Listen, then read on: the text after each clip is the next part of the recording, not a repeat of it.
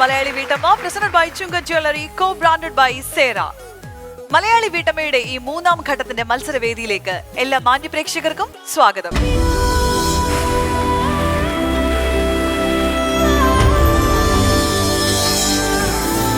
Flowers celebrating motherhood.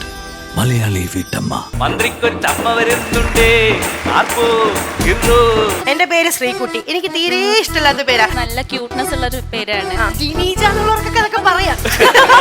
Sreekutty എത്രത്തോളം വാശിക്കാരിയാണ്. വെളുപ്പാങ്കാലത്ത് 2:30 മണിക്ക് പറയാം എനിക്ക് ടൊമാറ്റോ റൈസ് എല്ലാം അവള് കഴിച്ചു തീർത്തു, എനിക്കൊന്നും കിട്ടിയില്ല. അയാൾ വെച്ച് വേറെന്തോ സെറ്റപ്പ് ആണ് എന്നോട് ചോദിക്കുക. ഞാൻ വരട്ടെ. മലയാളി വീട്ടമ്മ 2 എലിമിനേഷനുകൾ കഴിഞ്ഞ് മൂന്നാം ഘട്ടത്തിൽ എത്തി നിൽക്കുമ്പോൾ നമ്മളോടൊപ്പം 12 വീട്ടമ്മമാരാണ് ഉള്ളത്. അതിൽ 2 പേരായിരിക്കും എല്ലാ ദിവസവും പെർഫോം ചെയ്യുക. ബാക്കിയുള്ള 10 പേരാണ് നമ്മുടെ ജഡ്ജിംഗ് പാനലിൽ ഇരിക്കുന്നത്. ജഡ്ജിംഗ് പാനലിലേക്കുള്ള ഇന്നത്തെ 10 വീട്ടമ്മമാരെ വേദിയിലേക്ക് സ്വാഗതം ചെയ്യുകയാണ്.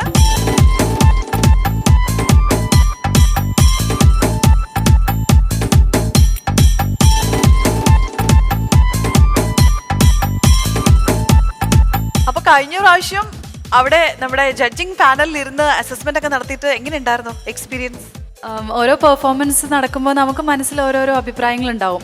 അതിപ്പോൾ നമുക്ക് തുറന്നു പറയാൻ കിട്ടിയ ഒരു പ്ലാറ്റ്ഫോമാണ്. വളരെ സന്തോഷമുണ്ട്. സോ ഇന്നും നമുക്ക് ജഡ്ജിംഗ് പാനലിൽ 2 ടീമുകളാണുള്ളത്. 5 പേര് ചേർന്ന ഒരു ടീമായിരിക്കും ജഡ്ജ്മെന്റ് നടത്തുക. അതുപോലെ മറ്റ് 5 പേര് ചേർന്ന ഒരു ഗ്രൂപ്പ് കൂടി ഉണ്ടായിരിക്കും. അവരാണ് ഈ ജഡ്ജിങ്ങിൽ എന്തെങ്കിലും പോരായ്മകൾ ഉണ്ടോ എന്നുള്ളത് അനലൈസ് ചെയ്യുക. അനലൈസ് ചെയ്യുന്ന ടീമിനാണ് മാർക്കിൽ എന്തെങ്കിലും കുറവ് വരുത്തണോ എന്ന് നിശ്ചയിക്കാനുള്ള അധികാരം. സോ ജഡ്ജ് ചെയ്യാനുള്ള ടീമിനെയും അനലൈസ് ചെയ്യാനുള്ള ടീമിനെയും നമുക്ക് ഇപ്പോൾ ഡിസൈഡ് ചെയ്യാം.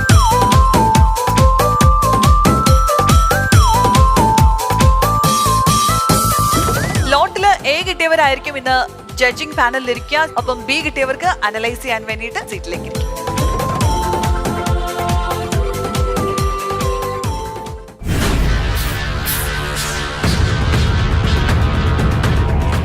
നമ്മൾ പോകുന്നത് ഒരു കപ്പിൾ റൗണ്ടിലേക്കാണ്. കപ്പിൾ റൗണ്ടിന് വേണ്ടിയിട്ട് വേദിയിലേക്ക് സ്വാഗതം ചെയ്യുകയാണ് നമ്മുടെ പ്രിയപ്പെട്ട കണ്ടസ്റ്റന്റ് ശ്രീകുട്ടിയുടെ ഭർത്താവ് മുകേഷ്.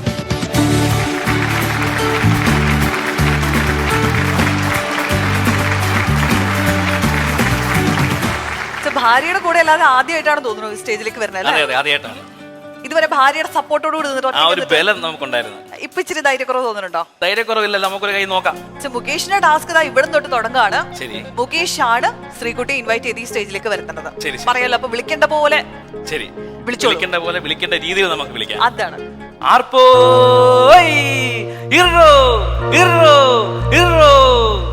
മന്ത്രിക്കൊച്ചമ്മ വരുന്നുണ്ടേ. ആർപ്പോ ഇറോ കൈകൊട്ടിപ്പാടാം വരവേറ്റിടാം വരവേറ്റിടാം. മന്ത്രിക്കൊച്ചമ്മ വരുന്നുണ്ടേ. ആർപ്പോ ഇറോ കൈകൊട്ടിപ്പാടാം വരവേറ്റിടാം. ഇതാ സിനിമയിൽ കളിയാക്കി പാടുന്ന പാട്ടല്ലേ? ഇതാണ് എനിക്ക് വെൽക്കം ചെയ്യുന്ന പാട്ട്.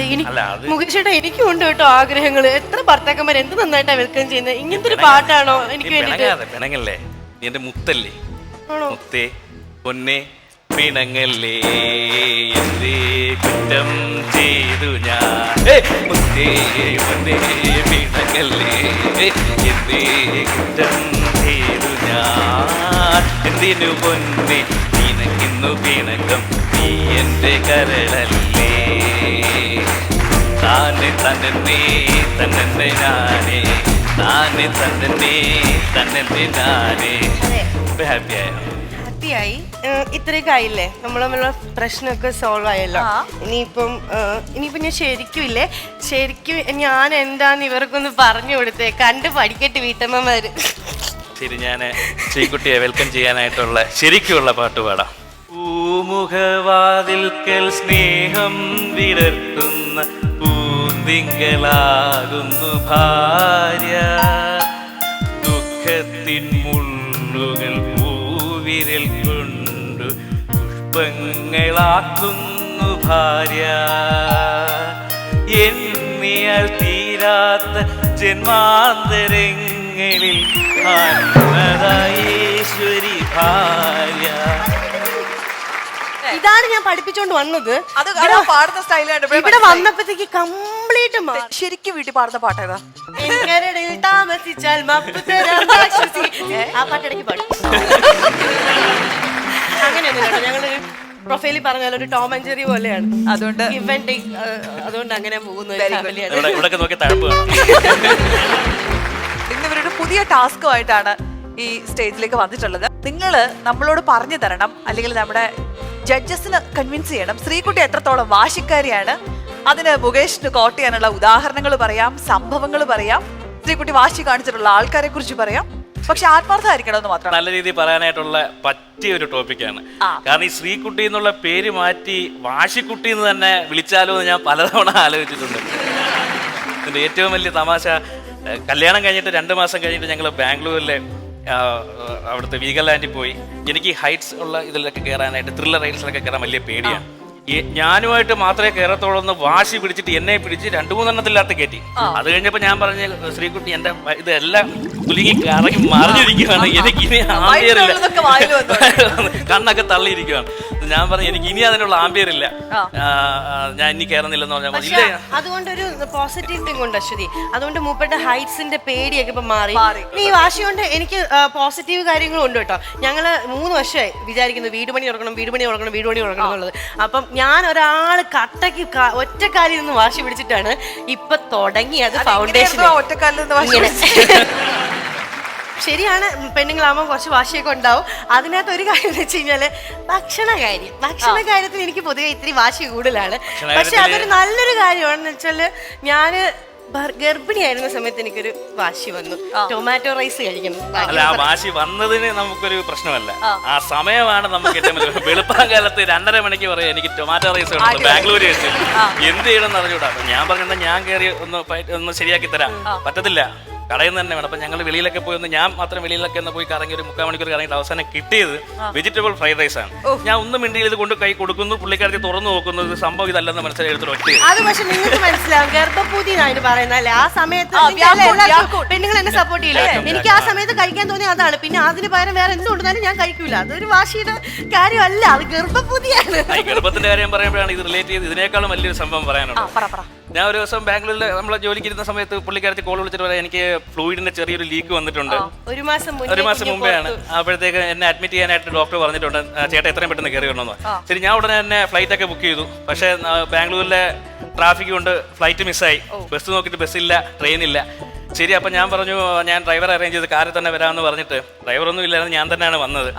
പക്ഷെ പുള്ളിക്കാരത്തിക്ക് അതെന്തോ ഹിന്ദി കിട്ടിയെന്ന് തോന്നുന്നു. പുള്ളിക്കാരത്തി അതിന്റെ ഒരു ടെൻഷൻ കാണിച്ചത് എന്റെ അച്ഛനും അമ്മയും ഇറക്കിയും പുള്ളിക്കാരത്തിന്റെ അച്ഛനും അമ്മയും ഇറക്കിയാണ്. പറഞ്ഞത് ഒറ്റ കാര്യമാണ്, വാശി എന്ന് പറഞ്ഞു കഴിഞ്ഞാൽ മുകേഷ് ഏട്ടൻ വന്ന് മുകേഷ് ഏട്ടനുമായിട്ടേ ലേബർ റൂമിൽ കയറത്തുള്ളൂ. ഇതിന് പിന്നിലൊരു കഥയുണ്ട്, ഞാൻ പിന്നെ പറഞ്ഞുതരാം. ഞാൻ ഒരൊറ്റ കാര്യത്തിൽ നിർബന്ധമുണ്ട്, ഹസ്ബൻഡ് കൂടെ വേണം പ്രസവ സമയത്ത്, എവിടെ ഉള്ള ആളായാലും ശരി തന്നെ. അപ്പൊ ആ കാര്യം നിർബന്ധമായിരുന്നു, വന്നിട്ടേ ഞാൻ കയറുള്ളൂ. ഡോക്ടറിന്റെ അടുത്ത് പറഞ്ഞ് ഞാൻ ഹോൾഡ് ചെയ്യിപ്പിച്ചു എന്റെ സിസേറിയൻ. മൂപ്പര് വന്ന് കണ്ടു, കാരണം തിരിച്ച് അങ്ങനെയല്ല കയറുമ്പോ ഒരു സർജറിക്കൊക്കെ കയറുമല്ലേ, അപ്പം എനിക്ക് കണ്ടിട്ട് കയറിയാൽ മതി. പറഞ്ഞൊരു ഡയലോഗാണ്, ഞാൻ സർജറിക്കാണ് കയറാൻ പോകുന്നത്, കയറി കഴിഞ്ഞാൽ തിരിച്ച് വരുമോ ഇല്ല. ലാസ്റ്റിൽ ഞാൻ വന്ന് കാര്യങ്ങളെല്ലാം സംസാരിച്ച് നെറ്റിയിൽ ഒരു ഉമ്മയും കൊടുത്ത് പുള്ളിക്കാരത്തി ആയിട്ടാണ് ഞാൻ അകത്ത് കയറിയത്. അകത്ത് കയറി ഒരു 10 മിനിറ്റ് ഒന്ന് സമാധാനിപ്പിച്ച് അതായത് സിസേറിനാകുമ്പോൾ നമുക്ക് നിൽക്കാൻ പറ്റുന്നത് ഞാൻ ഇന്ന് വെളിയാണ്. പിന്നെ ഇതെല്ലാം പറഞ്ഞാൽ മെയിൻ ഇതെന്ന് വെച്ച് കഴിഞ്ഞാൽ എന്ത് വീട്ടിൽ വഴക്കോ പ്രശ്നമോ എന്താ ഉണ്ടായാലും ശരി തന്നെ, രാത്രി കിടന്നുറങ്ങുന്നതിന് മുമ്പ് എല്ലാ പ്രശ്നങ്ങളും തീർത്തതിന് ശേഷം മാത്രമേ കിടന്നുറങ്ങാവൂ എന്നുള്ള, അതാണ് ഇവിടെ ഏറ്റവും വലിയ വാശി. അതാണ് എനിക്ക് ഏറ്റവും ഇഷ്ടപ്പെട്ട വാശി. പിന്നെ ഇല്ല, ഇതുപോലെ ഒരുപാട് സംഭവങ്ങളുണ്ട്. എന്നെ നടക്കാത്ത കുറെ വാശികളുണ്ട്. എന്റെ പേര് തന്നെയാണ് അത് ഏറ്റവും വലിയ ഉദാഹരണം. എന്റെ പേര് ശ്രീകുട്ടി. എനിക്ക് തീരെ ഇഷ്ടമല്ലാത്ത പേരാ. അമ്മുമ്മയൊക്കെ ആവുമ്പോൾ ശ്രീകുട്ടി അമ്മുമ്മ എനിക്ക് ഇഷ്ടമല്ല. അത് കാരണം ഞാനൊരു തീരുമാനം എടുത്തു, വാശിക്ക് എന്റെ പേര് മാറ്റിയിട്ടേ ഉള്ളൂ എന്ന്. ഞാൻ എന്നെ സ്വന്തം വിളിക്കുന്ന നേഹാന്നും ഇതൊക്കെയാണ്. എന്റെ അച്ഛനെ പറ്റിയൊരു അബദ്ധമാണ് ശ്രീകുട്ടി എന്നെ പേര്. അപ്പൊ ഞാൻ 10ാം ക്ലാസ് ആയപ്പോൾ ശ്രീകുട്ടി എന്നുള്ള പേരോ അതോ ശ്രീകുട്ടി എന്തായാലും 10ാം ക്ലാസ് ആയപ്പോ ഞാൻ പേര് മാറ്റാനായിട്ടൊരു ശ്രമം നടത്തി. അതൊരു വലിയ വാശിയായിരുന്നു. പക്ഷെ ആ വാശി ഇപ്പോഴും നടന്നിട്ടില്ല. ആരും സപ്പോർട്ട് ചെയ്യാത്തതുകൊണ്ട് ഇപ്പോഴും നടന്നില്ല. എന്ന് ഞാൻ ഈ മുകേഷ് അടുത്ത് പറഞ്ഞിട്ടുണ്ട്, ഇനി കുട്ടികൾ ഉണ്ടാവണമെങ്കിലും നല്ല പേര് നോക്കി സെലക്ട് ചെയ്തോണം. അത് വേറൊരു വാശിയാണ്. അല്ല, ഈ വാശിയുടെ പേരിൽ എപ്പോഴെങ്കിലും വലിയ വഴക്കുകൾ ഉണ്ടായിട്ടുണ്ടോ? അതായത് അച്ഛന്റെ അമ്മയുടെ അടുത്ത് വാശി, അടികിട്ടുക, അങ്ങനത്തെ പരിപാടി? ഒരു സംഭവം ഉണ്ടായിട്ടുണ്ട്. നമ്മൾ കല്യാണം കഴിഞ്ഞ ഉടനെ എന്തോ പേര് വഴക്കുണ്ടാക്കിയതാ. ഞാൻ പറഞ്ഞു ഞാനില്ല, കഴിഞ്ഞു പൊക്കോ, നമുക്കിവിടെ വെച്ചങ്ങ് തീർക്കാം. സംഭവം നടക്കുന്നത് റോഡിന്റെ മുമ്പിലാണ്, റോഡ് സൈഡിലാണ്. ഞാൻ പോകുന്നു. മുഷേട്ടൻ പോയി കോഴിക്കോട്. മുഷേട്ടൻ പോയി. ജസ്റ്റ് ഞാൻ റോഡ് ക്രോസ് ചെയ്ത് അടുത്ത ചായക്കടയിൽ ഇരിക്കുകയാണ്.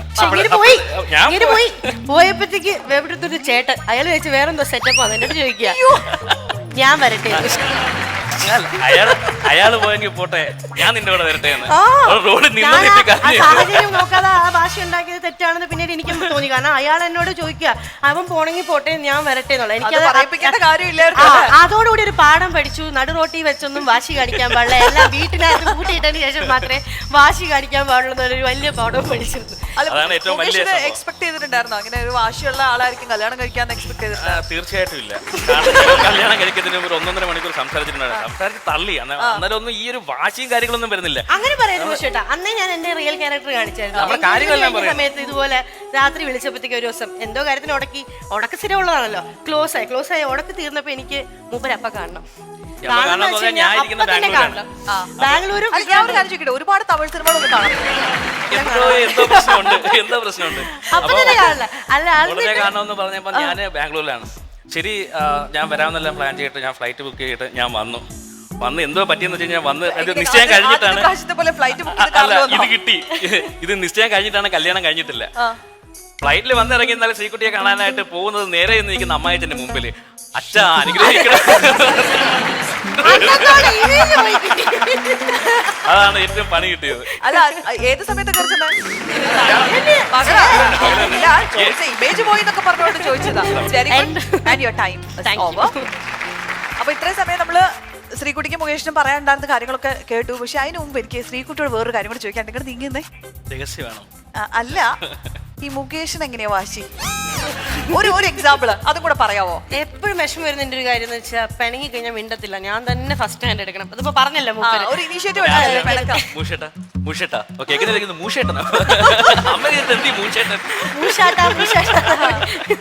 അപ്പം അത് എനിക്ക് ഭയങ്കര വിഷമമുള്ള കാര്യമാണ്. വാശിയാണ്, മിണ്ടത്തില്ല എന്നുള്ളത് ഭയങ്കര വാശിയാണ്. പക്ഷെ നമ്മൾ പോയി കഴിഞ്ഞാൽ അപ്പൊ തന്നെ സോഫ്റ്റ് ആവും. പക്ഷെ എന്നാലും ഇങ്ങോട്ട് ഫസ്റ്റ് ഹാൻഡ് എടുക്കാൻ മിണ്ടാനായിട്ട് ഭയങ്കര. പിന്നെ most of the problems create ചെയ്യുന്നത് ഞാൻ തന്നെ ആയതുകൊണ്ട് ഞാനതൊക്കെ സഹിക്കും.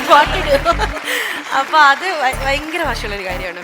പിന്നെന്താ, പിന്നെ ഭയങ്കര കട്ടക്കി നിൽക്കും, വർത്താനം പറയുന്നത് വിട്ടു തരുന്നില്ല എന്നുള്ളൊരു വാശിയുണ്ട്. നമ്മൾ അടി ഉണ്ടാക്കുക, ഏതെങ്കിലും ഒരു കൈ നിർത്തിയാലല്ലേ ഇതുള്ളൂ. ഞങ്ങളുടെ വീട്ടിൽ കൊട്ടി അങ്ങ് തളരുന്നതാ, അല്ലാണ്ട് നിർത്തുന്ന പരിപാടി രണ്ടുപേർക്കും ഇല്ല. കൊട്ടി തളരും, അതൊരു വലിയ വാശി. അയൽക്കാർക്കൊക്കെ അറിയോ? ഇപ്പം ഞങ്ങൾ വരുമ്പോ എല്ലാവരും ഞങ്ങൾ പിന്നെ എന്താന്ന് വെച്ചാൽ പാട്ടിടും. അങ്ങനെ ഉണ്ടെങ്കിൽ ഞാൻ കൊച്ചിനെ കേൾപ്പിക്കേണ്ടെന്ന് വെച്ചിട്ട് പാട്ടൊക്കെ ഇട്ടിട്ട് തുടങ്ങും. തമാശ പാട്ട് കേൾക്കുമ്പോഴത്തേക്ക് മീനാക്ഷി വെളിയിൽ ഡാൻസ് വളരെ വിചിത്രമായ ഒരു സ്വഭാവം എനിക്കുണ്ട്. അത് ചെയ്യാൻ പാടില്ലാത്തതാണ്, ഞാൻ മാറ്റാൻ ശ്രമിച്ചുകൊണ്ടിരിക്കുകയാണ്. കാർ ഓടിക്കുന്ന സമയത്താണ് കുടുംബ പ്രശ്നം. എവിടെയെങ്കിലും കൊണ്ടിരിക്കാത്ത പിന്നെ കേട്ട് മുകേഷ് ചേട്ടന്റെ പ്രശ്നം കേട്ടാലേ ഡ്രൈവ് ചെയ്യാൻ പറ്റുള്ളൂ എന്നുള്ളൊരു അവസ്ഥയായിട്ടുണ്ട്.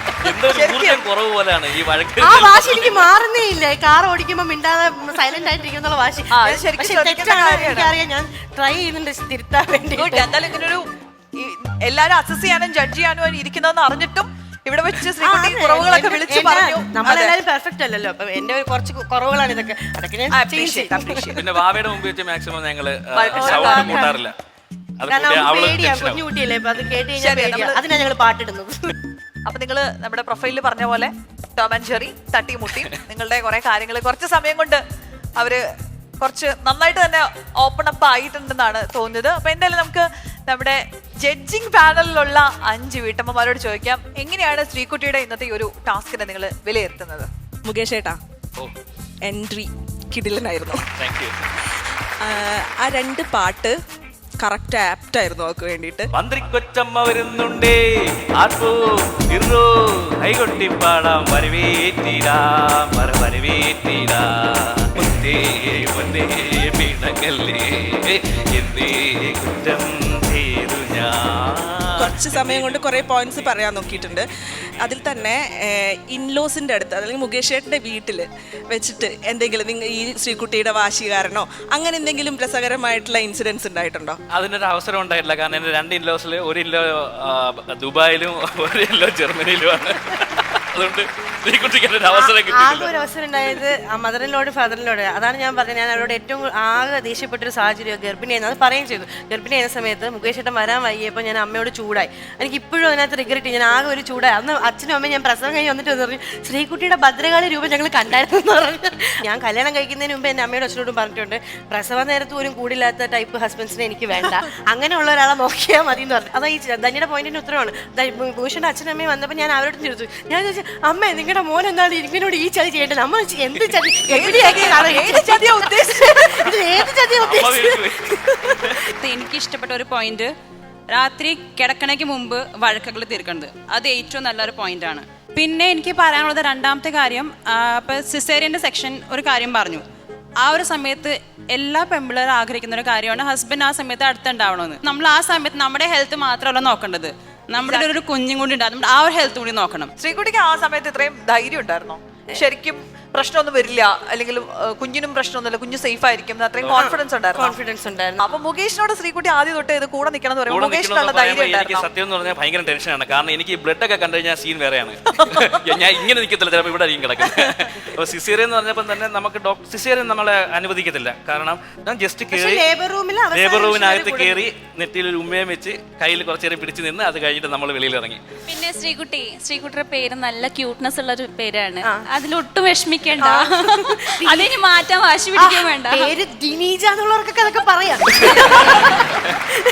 ഇത് ശ്രീകുട്ടി എന്നൊക്കെ പറയാൻ ഒരു അമ്മൂമ്മയുടെ പേരൊക്കെ ആയി പോകും. ശ്രീകുട്ടി കുട്ടിയുടെ പേരല്ലേ? അത് അമ്മൂമ്മയൊക്കെ ആവുമ്പോ അതൊരു വിഷമമുള്ള കാര്യല്ലേ, ശ്രീകുട്ടി അമ്മൂമ്മ. അല്ല, ശ്രീകുട്ടി ആലോചിച്ചിട്ടുണ്ട്. ഇപ്പൊ നമ്മുടെ പേരൻസ് ഇപ്പൊ ശ്രീകുട്ടിയും മുകേഷും കുട്ടിക്ക് എത്ര ആലോചിച്ചും കരുതലോടെയും സെലക്ട് ചെയ്തിട്ട് അവർ പേരിടുക. അപ്പൊ ഇതേ പ്രോസസ്സിൽ കൂടെ ആയിരിക്കില്ലേ അച്ഛനും അമ്മയും ഈ ഒരു പേരിട്ടത്? അവിടെയാണ് അശ്വതിക്ക് തെറ്റിയത്. ഇതേ പ്രോസസ് ഒന്നും ഇല്ലെന്ന് വീട്ടിൽ വിളിച്ചൊരു പേരായിരുന്നു ശ്രീകുട്ടി. എന്റെ അമ്മയുടെ അനിയത്തിയുടെ ഭർത്താവ് കൂടെ പോയി സ്കൂളിൽ ജോയിൻ ചെയ്ത നേരത്ത് അച്ഛന്റെ കൂടെ അമ്മ പോയില്ല. അപ്പൊ എനിക്ക് ഇടാൻ വെച്ചിരുന്ന പേര് ഗീതു ആണ്. ചേച്ചിക്ക് നല്ല പേരിട്ട് നീതു, എനിക്ക് ഇടാൻ വെച്ചിരുന്നത് ഗീതു എന്നായിരുന്നു. ഈ അങ്കിള് കൂടെ പോയി, സുരേഷ് അങ്കിളെ അങ്കിള് കൂടെ പോയിട്ട് പറഞ്ഞു, അയ്യേ ചേട്ടാ എന്തിനാ ഈ പേര് മാറ്റണത്, അതിന്റെ ഒരു കാര്യവും ഇല്ല, നല്ല ഐശ്വര്യമുള്ള പേരല്ലേ കൊച്ചിന്, ശ്രീകുട്ടി മതി. ആ ഒരു ദുർബല നിമിഷത്തിൽ അച്ഛൻ എടുത്തൊരു തീരുമാനമാണ് ശ്രീകുട്ടി, അല്ലാതെ എന്റെ പേര് ശ്രീകുട്ടി എന്നല്ല. നമുക്കിനി ശ്രീകുട്ടിനെ മാറ്റി ഗീതു മോളേന്ന് വിളിക്കാം. ഗീതു മോളേന്ന് വിളിക്കാം അല്ലേ? അല്ല, ഞാൻ ഗീതു പഴയ സ്ഥലം, ഞാൻ നേഹാന്ന് എന്നെ വിളിക്കുന്നത്. ഞാൻ തന്നെ വിളിക്കുന്നത് നേഹാന്നാ. ശ്രീകുട്ടി അമ്മുമ്മയായാലും ഈ സ്വഭാവം മാറാൻ പോണില്ല. അപ്പൊ അമ്മുമ്മയായാലും പേരിന് കുറച്ച് ഗമ വന്നാലും ഈ സ്വഭാവത്തിന് ശ്രീകുട്ടി അമ്മുമ്മയാ നല്ലത്. പിന്നെ ഭവിത പറഞ്ഞു, ഞാൻ 2 വർഷവും പറയണല്ലോ. പിന്നെ ഈ പേരുകൊണ്ട് കുറെ ഗുണങ്ങളുണ്ട്. സ്കൂളിലൊക്കെ ഭയങ്കര ദോഷമായിരുന്നു, കാരണം പേരും രൂപവും ഒരിക്കലും മറക്കാത്തതുകൊണ്ട് ക്ലാസ്സിലൊക്കെ കട്ട് ചെയ്ത് അപ്പം പിടിക്കുമായിരുന്നു. പക്ഷെ എന്നെ ഒരിക്കൽ കണ്ടു കഴിഞ്ഞാൽ ആരും മറക്കത്തില്ല, എല്ലാവരും പെട്ടെന്ന് റെക്കഗ്നൈസ് ചെയ്യാൻ രൂപവും പേരും കൊണ്ട്. അതെനിക്കൊരു പോസിറ്റീവാണ്. എവിടെ പോയാലും ഒന്ന് ഐഡന്റിറ്റി മാറ്റി നിർത്തുന്നുള്ളത് ഒരു പോസിറ്റീവ് തിങ് ആണ്. എല്ലാം നല്ലതിന് തന്നെയാണ് വിചാരിക്കുന്നത്. ഇപ്പൊ നമ്മൾ എവിടെയെങ്കിലും പോവാണെങ്കിൽ കൊച്ചു കുട്ടികള് ശ്രീകുട്ടി നമ്മൾ ഇതെന്തോ ദേ ആനന്നൊക്കെ പറയുന്നുണ്ട്. ഈ Tom and Jerry super. Thank you. ഇനി നമുക്ക് ഓപ്പോസിറ്റ് ഇവിടെ ഒരു ടീം കൂടി ഉണ്ട്. അവരാണ് ഇതിനെ ക്രിട്ടിക്കലി അനലൈസ് ചെയ്യാനിരിക്കുന്ന ആളുകൾ. സോ എന്താണ് അവരുടെ ഒപ്പീനിയൻ എന്നുള്ളത് കൂടെ നമുക്ക് ചോദിക്കാം. മുകേഷ് ആസനം നേഹേ, നിങ്ങൾ എന്തിങ്ങനെ മലയാളി വീട്ടമ്മയിൽ സുവർണ കിരീടം ചൂടുന്ന വീട്ടമ്മയ്ക്ക് കോൺഫിഡന്റ് ഗ്രൂപ്പ് സമ്മാനിക്കുന്നു 1 കോടി വിലമതിക്കുന്ന ഫ്ളാറ്റും ടൊയോട്ട ക്രിസ്റ്റ കാറും. മുകേഷ് ആസനം നേഹേ, ഒരു കാര്യം, നിങ്ങൾ എന്തിങ്ങനെ ഞങ്ങൾക്ക് ഒരു നെഗറ്റീവ് കമന്റ് പറയാൻ പോലും ഒന്നും തന്നില്ലല്ലോ. നന്നായിരുന്നു. ശ്രീകുട്ടി പറഞ്ഞില്ലേ കൂടുതൽ പരാതികൾ പറയുന്ന ഈ ഡ്രൈവ് ചെയ്യുമ്പം, അത് എനിക്ക് ശരിക്കും അത് പെട്ടെന്ന് എന്നെ ഓർമ്മ വന്നു അവിടെ. കാരണം എനിക്ക് തോന്നുന്നു പൊതുവേ ഭാര്യമാർക്കൊക്കെ ഉള്ളത് അവർ ഡ്രൈവ് ചെയ്യുമ്പോൾ അവരെ മാക്സിമം ടെൻഷൻ എടുപ്പിക്കാനായിട്ട്, അതും ഫുൾ കംപ്ലീറ്റ് ചെയ്ത് പറയത്തുമില്ല, അവിടുന്ന് ഇവിടുന്ന് മുറി പറഞ്ഞിട്ട് വെക്കുകയും ചെയ്യും. അപ്പൊ അത് ആരും ചെയ്യരുത്. ഭാര്യമാരെ കുറ്റമായിട്ട് കാര്യമില്ല, കാരണം കാറിൽ പോകുമ്പോഴാണ് അവർക്ക് സ്വസ്ഥമായിട്ട് തൊട്ടടുത്ത് കിട്ടുന്നത്. അതായത് 2 കൈയും 2 കാലും എൻഗേജാ ഭർത്താവിന്റെ, ഒന്നും ചെയ്യത്തില്ലെന്നറിയാം. അവർ ചിലപ്പോൾ ഓഫീസിൽ നിന്ന് എല്ലാ ടെൻഷനും കഴിഞ്ഞാൽ ഒന്ന് വരുമായിരിക്കും, റിലാക്സ് ചെയ്ത് വരുമ്പോഴായിരിക്കും നമ്മൾ ഈ പരാതി എല്ലാം പറയുന്നത്. അപ്പൊ അത് ശരിക്കും എല്ലാവരും ശ്രദ്ധിക്കേണ്ട കാര്യമാണ്. ബാക്കി നന്നായിരുന്നു. പെർഫോമൻസിൽ നിങ്ങൾക്ക് വേറെ നെഗറ്റീവ് കമന്റ്സ് ഒന്നുമില്ല? ഇല്ല, ഒന്നുമില്ല. ശ്രീകുട്ടിയിലെ വാശിക്കാരിയെ നമ്മുടെ മുന്നിൽ ഒന്ന് അവതരിപ്പിക്കുക എന്നുള്ള ഒരു ടാസ്ക് ആയിരുന്നു ഇവർക്ക് 2 പേർക്കും കൊടുത്തിട്ടുണ്ടായിരുന്നത്. അത് അവര് ഭംഗിയായി തന്നെ ചെയ്തു എന്നാണ് നമ്മുടെ അനലൈസ് ചെയ്യുന്ന ടീം പോലും സമ്മതിച്ചു വന്നിരിക്കുന്നത്.